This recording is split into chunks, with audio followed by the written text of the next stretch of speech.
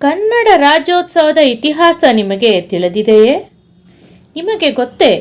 ಕನ್ನಡ ರಾಜ್ಯೋತ್ಸವವನ್ನು ಪ್ರತಿ ವರ್ಷ ನವೆಂಬರ್ 1ರಂದು ಮಾತ್ರ ಆಚರಿಸುತ್ತಾರೆ. ಇದರ ಇತಿಹಾಸ ತಿಳಿಯಲು ಕುತೂಹಲಕಾರಿ ಸಂಗತಿ ಇಲ್ಲಿದೆ. 1956ರಲ್ಲಿ ನಮ್ಮ ಕರ್ನಾಟಕ ಹುಟ್ಟಿತು. ಆಗ ಭಾರತದಲ್ಲಿನ ರಾಜ್ಯಗಳನ್ನು ಭಾಷೆಯ ಆಧಾರದ ಮೇಲೆ ಪುನರ್ರಚನೆ ಮಾಡಲಾಗಿತ್ತು.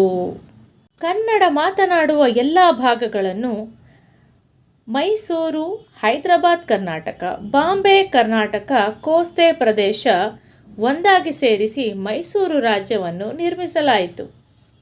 ಆದರೆ ಜನರ ಮನದಲ್ಲಿ ಒಂದು ಆಸೆ ಇತ್ತು. ಈ ರಾಜ್ಯಕ್ಕೆ ಕನ್ನಡದ ಹೆಸರೇ ಇರಬೇಕು. ಆದ್ದರಿಂದ 1973ರಲ್ಲಿ ಮೈಸೂರು ರಾಜ್ಯ ಕರ್ನಾಟಕ ರಾಜ್ಯ ಆಯಿತು. ಅಂದಿನಿಂದ ನವೆಂಬರ್ 1 ಕನ್ನಡ ರಾಜ್ಯೋತ್ಸವ ದಿನ.